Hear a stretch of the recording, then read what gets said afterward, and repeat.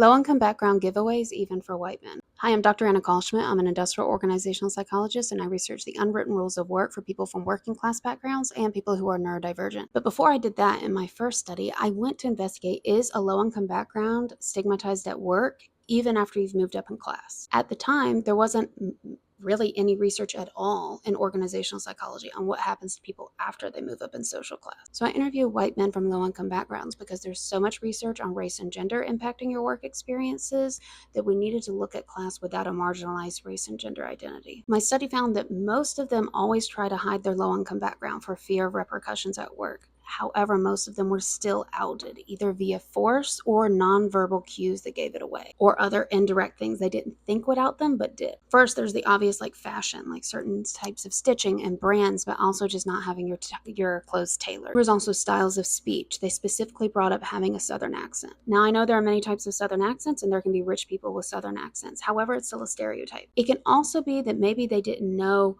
how to say it, but it wasn't just what they said with a Southern accent, it was how they said it. For example, people from working class backgrounds are more likely to speak with analogies and storytelling, and even though corporations says they love storytelling now, it's still different from how working class communities do it. Differences in hobbies can be a get dead giveaway. For example, I had one white man participant who said his boss never treated him differently until it was time to golf and he realized he didn't know how to golf. Others were proud of the difference in hobbies. I remember one telling me, look, never been to the opera, not going to.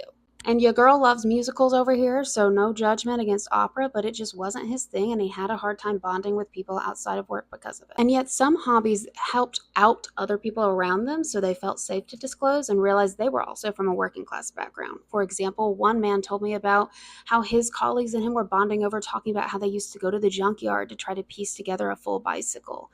And they were really bonding over it and having a great time, but then their manager overheard and he got uncomfortable. There are also differences in food preferences, vacation preferences, and even dining etiquette. So those are the ones from that study. What are some giveaways that you think were missed?